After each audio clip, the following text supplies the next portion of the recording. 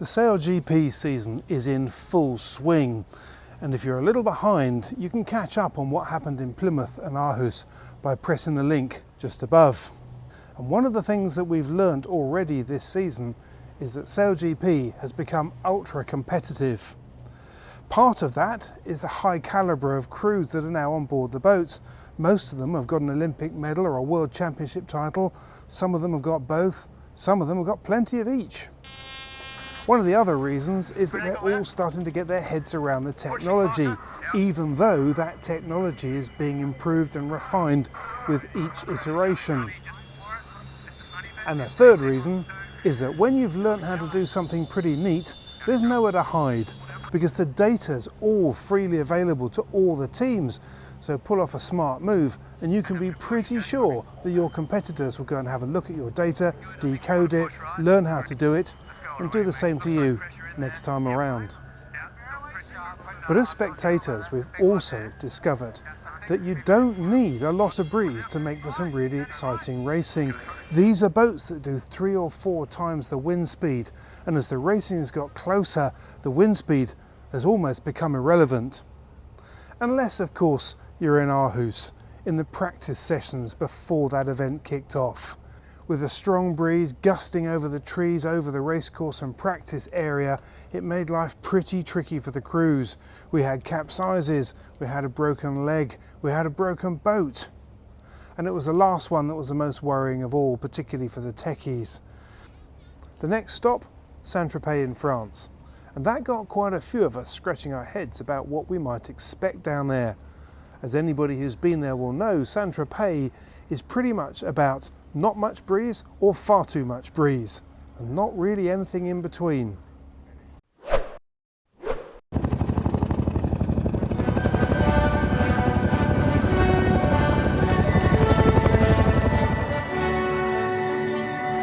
Take the F-50 catamaran. Add the world's greatest sailors. And some Mediterranean magic. And you get the France Sail Grand Prix in St Tropez.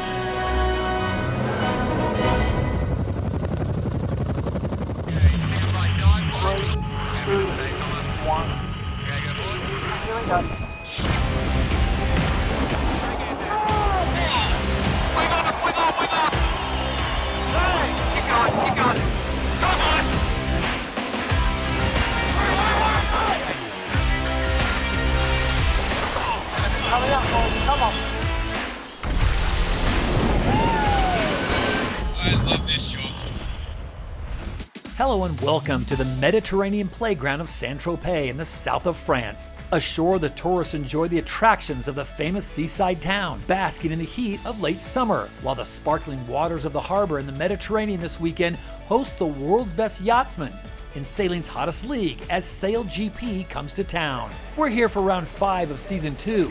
And Australia had dominated the previous 2 events, but the competition was closing in and the stress among the front runners was starting to show.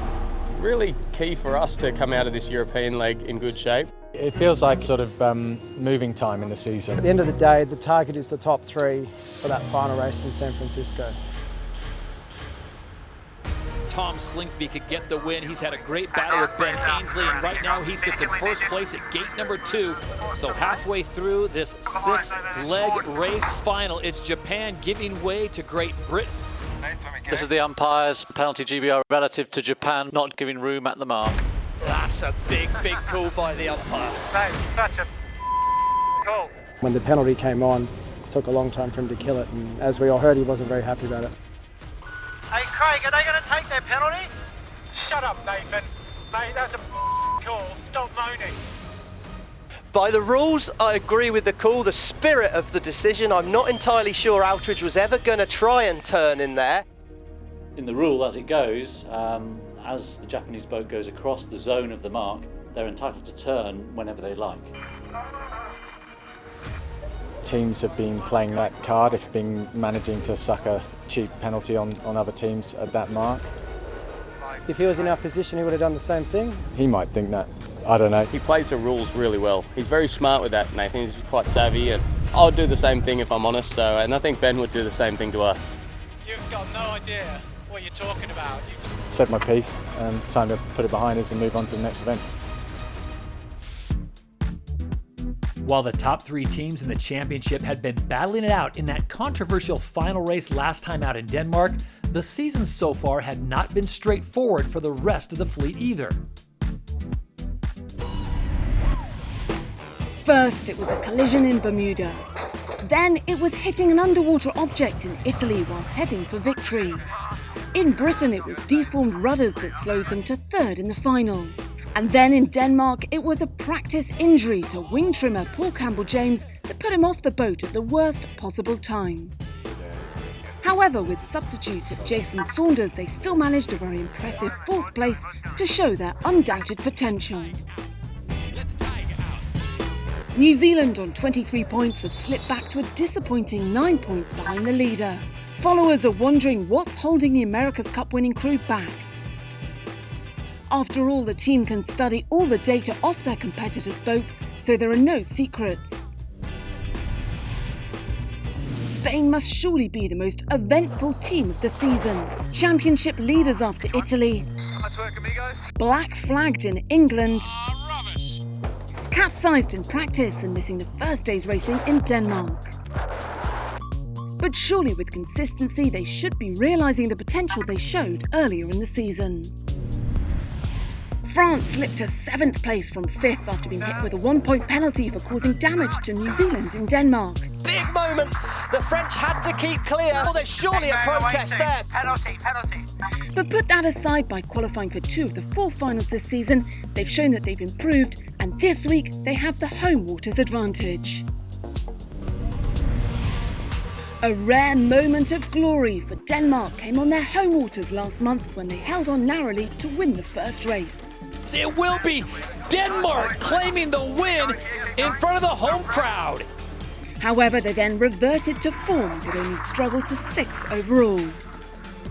They say there's no pressure and that this is a long-term project for the Rockwool team, but at this rate, just how long can they keep their strong home support? So this is how the championship looks right now, with Australia out in front by 2 points over Great Britain, with Japan sitting in 3rd and the United States team just a point behind them in 4th. As the season creeps towards its finale, the pressure and tension was mounting.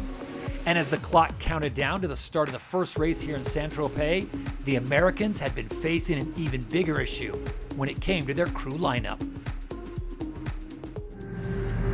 The Americans are capsizing. Oh, can they save it? Keep going, fellas. Up 5, please. Team USA almost puts it over. We were doing 49 knots going into the roundup at the bottom. We basically did the roundup, lost control, and I got catapulted out. I had a kind of decision whether to sort out the wing and stop the capsize or hold on, and in hindsight I should have held on. I then flew from the side and hit the centre pod with the outside of my foot. By the time the first tack happened, I could feel something moving around, but I wasn't really sure what it was in my leg. The SailGP doctors just immediately examined me and said, "Oh, you've broken your fibula." Chatted to about 6 doctors. One of them said, "You might be okay." And that's the guy I went with. I kind of had the option to go 6 weeks in a cast and do no operation.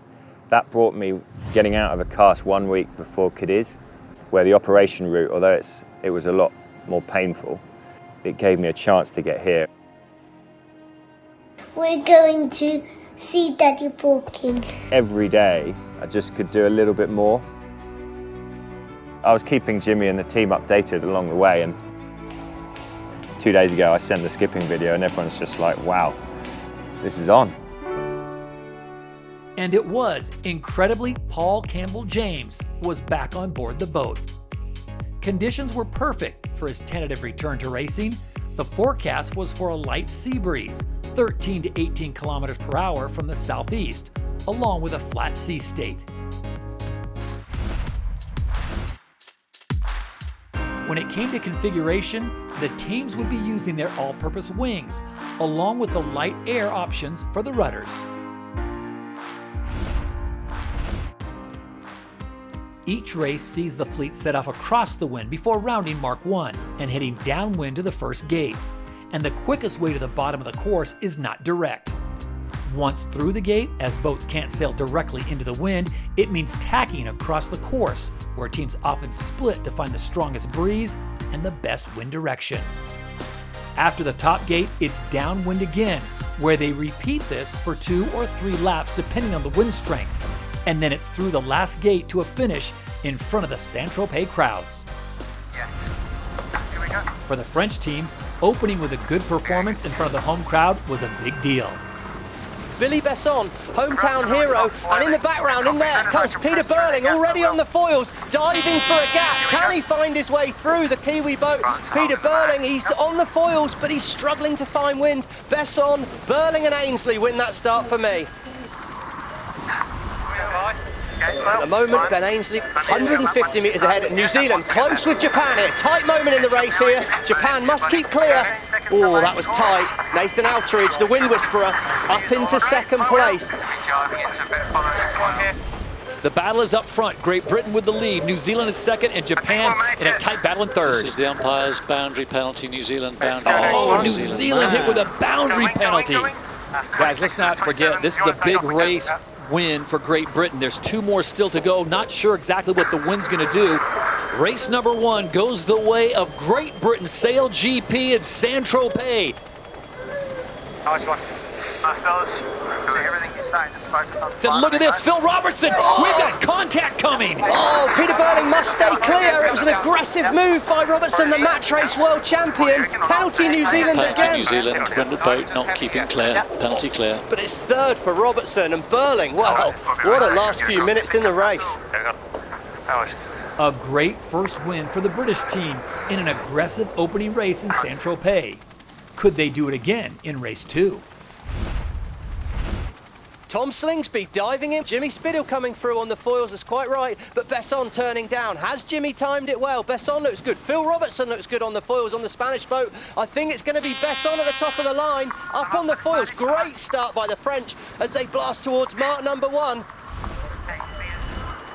The Japanese team there, can Outridge get round? He's got to slow up, give Burling the opportunity to dive inside. Otherwise that situation, but turning away, Jimmy Spithill leads, Nathan Outridge up into second place, but it's the Kiwis on the foils and they're going to be charging off downwind. Down 2 if you want it out. Jimmy Spithill, well, he's right on the money and he should be in gate 4 in the lead.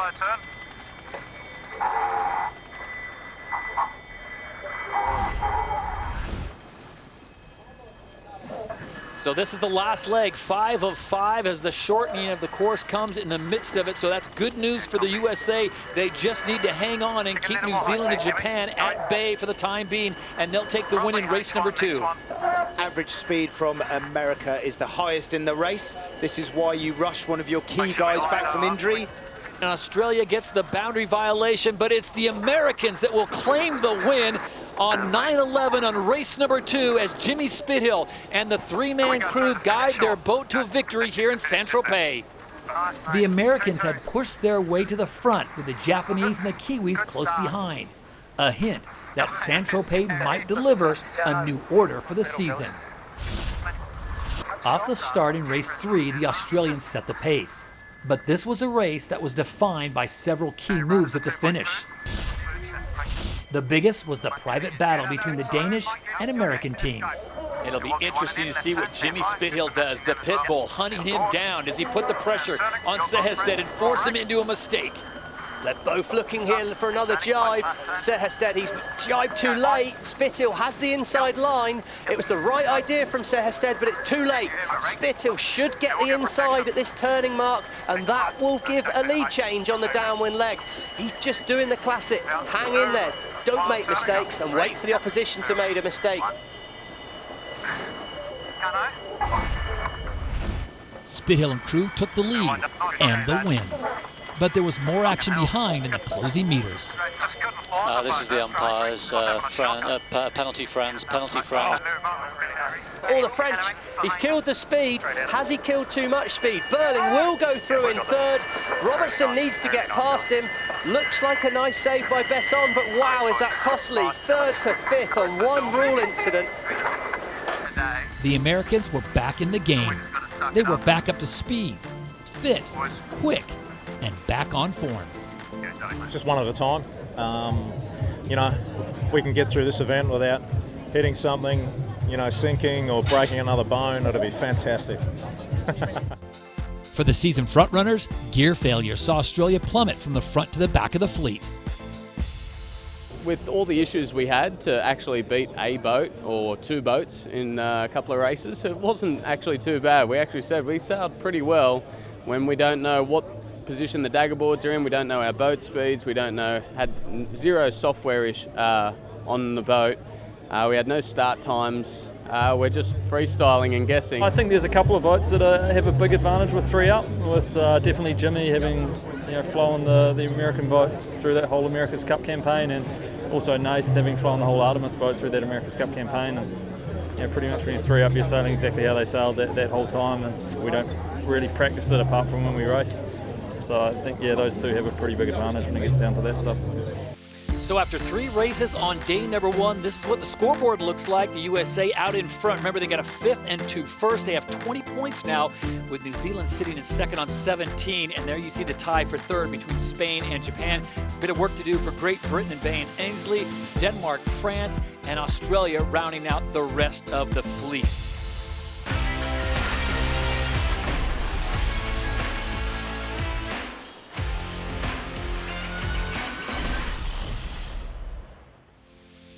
In just one day, the leaderboard had been turned on its head.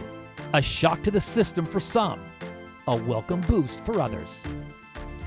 But today, everyone was facing a new challenge as the new light air wings were rolled out across the fleet.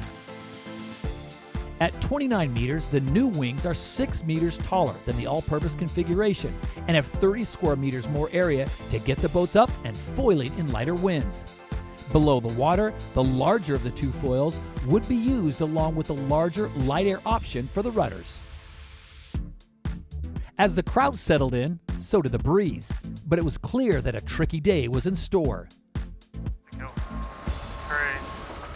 Here we go. We're turning down. Watch for the light to go white. They're all early here. They're all really early. Really early. What is happening here? This is unbelievable. There's the line clear. Well, Big Wings had too much power. They're all over early. They've got penalties. Okay, this target boat, get behind Denmark. Get behind Denmark, please. So Denmark SailGP, presented by Rockwell, has the lead right now because of the penalties that were dished out on the first leg.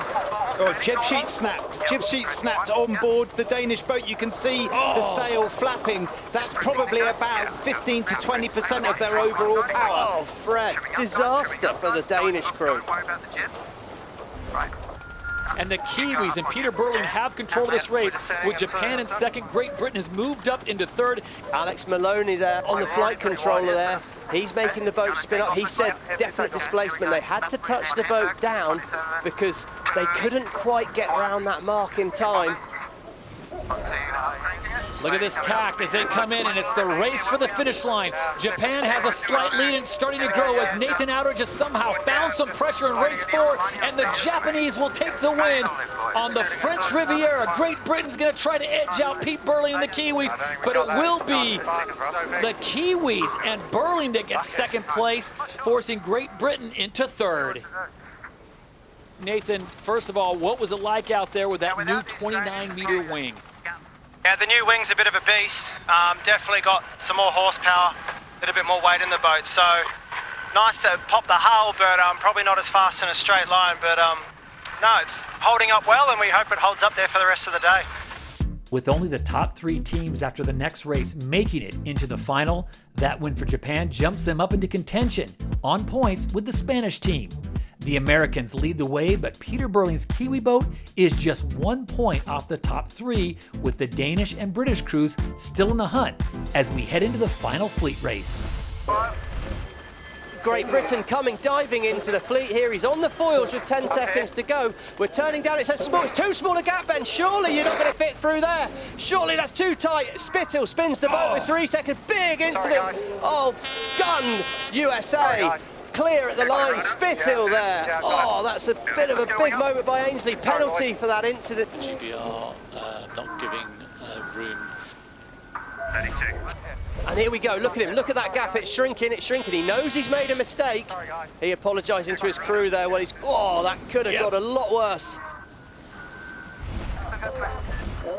And look at the difference in speed as they approach gate 4. Spain, 42 kilometres an hour. Australia at just 15. Disastrous jibe by Slingsby. And they've gone from 2nd to 6th, just due to one bad jibe. Could be a race victory for Danish. Have to say they thoroughly deserve it after that poor luck in the one before. You could argue they should have won 2 races today, and then they would have been in the grand final. Spain are going to get into the final. They are now in 2nd, and they're the 3 points that they needed to get them 2nd overall. Sehested could have been 2 from 2. It will be Denmark on the French Riviera getting the victory in race number 5. Spain will come into 2nd place, but that's good enough to get them into the grand final. Nice one, boys. Good race. Denmark might have won the race, but it was Japan, USA, and Spain that would make the cut. But despite making the final, Spain still had an axe to grind with the British about the start of that last race. Ben thought there was a bit more of a gap than there was and came in and wiped us out. Put a massive hole in the back of our boat. We rightly got a penalty for that, had to get behind them, and that made it a tough race for us. I guess that was a clear instance where a black flag should have been used and again wasn't. We're quite hard on collisions in SailGP, so I think we'll pick up some extra damage points. But alongside the racing afloat, there is another championship running behind the scenes. The Impact League has a set of social and environmental sustainability criteria, from pioneering new technologies, focusing on clean energy solutions, and removing all single-use plastics, to diversity and inclusion, and using the team's voice for good. Each team is audited and awarded points based on its fulfillment of these criteria. But there is one area that affects not just the teams, but the entire event: clean power. GEH2, c'est un groupe électrogène qu'on a développé justement pour tous les événements outdoor, mais aussi pour le bâtiment. Ici à St Tropez, toute l'électricité, sono, éclairage, climatisation, etc., toute l'énergie dépensée pour recevoir des gens sur cet événement, en fait, sera zéro CO2, zéro bruit, et ne produira que de l'eau. For the final, the breeze was dropping, but the pressure was on its way up once again. Phil Robertson must start behind the other 2 boats. That's the penalty he's been given already. Is Spithill early? Outeridge is late. Spithill nails the start. There's nowhere in there for Robertson. Surely another protest coming at the start there. This is the umpires. Spain, you have a penalty. You need to go behind Japan. You took the penalty off, mate. You're absolutely having one. Okay, stand up. The Japanese weren't looking great. They've now just done a bad jibe. What does this all mean? This means it's great news for the boat we're on board with now.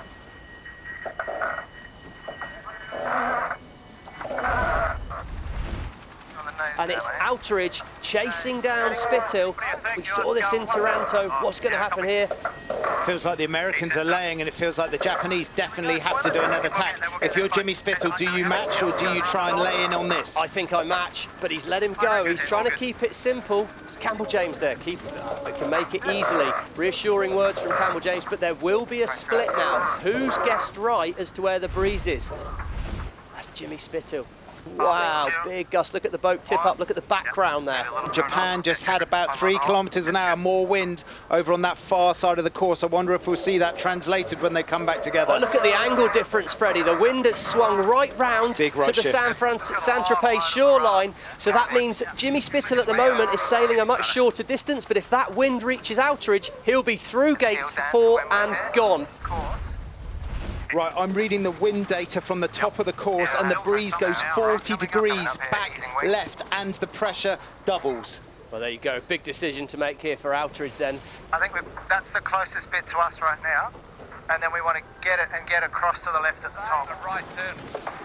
Bottom here. Early tack. He thinks he can then make a long way back up the course. Phil Robertson, he's going to split. He's going to turn right. Rolling the dice. Will he come up Yahtzee? The French Riviera will belong to the Japanese as Nathan Outeridge will claim his 2nd win. Congratulations, Japan SailGP, as they claim the France Grand Prix.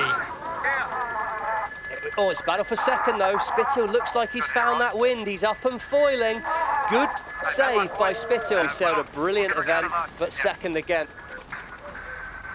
It was such a tricky race, and we had two breezes fighting each other, as you probably saw, with the left and the right. And wasn't looking very pretty for us off the start, and then with the boundary penalty. But you know, we're really happy with how we sailed all week. You know, a few good races, two not so good ones, but the team sailed really well. It's a big team effort, these events, and really proud of the whole team. In a weekend that saw close calls and collisions, the defining move in St Tropez came down to a split-second decision that was easy to miss. Stevie Morrison explains. Here we are at Gate 3 in the final race here in St Tropez. This gave Nathan Outridge the chance to take the win. We see here his options are limited. He's aiming here. He's not going to make it to turn right on that mark. So he's only got one choice, and that choice here is to sail on and tack when he thinks he can make it to the left-hand turn. But right now, Jimmy Spitill's got two options. He can make it to that right turn mark in a straight line, or he too can tack, making sure he blocks the path of Nathan Outridge. Nathan sets up to tack, and really we can see Jimmy's not tacking it. This is his moment. He needs to tack right now to block the wind of Nathan Outridge and block the path, but he decides to split. He decides to carry on and take the right-hand turn. It's not a classic match race manoeuvre. Splitting away is opportunity for things to change. Despite losing out on a close tactical call, Spithill was clearly happy with the overall result. We've got another couple of events, so man, we've just got to keep chipping away, keep putting the results on the board and be in the running for the $1 million. We're very happy to be leading overall now. I think we've had a bit of an up and down sort of season so far, but that's 2 podium finishes now for us in a row. Couple of points lead overall. We really want to finish off the European season in a strong position, so I guess the goal again is top 3 at the next event in Cadiz, and a good chance to go home and get ready for the final 2 events. On points, St Tropez had been a turbulent affair, a shocker for some, a boost for others, a new overall leader.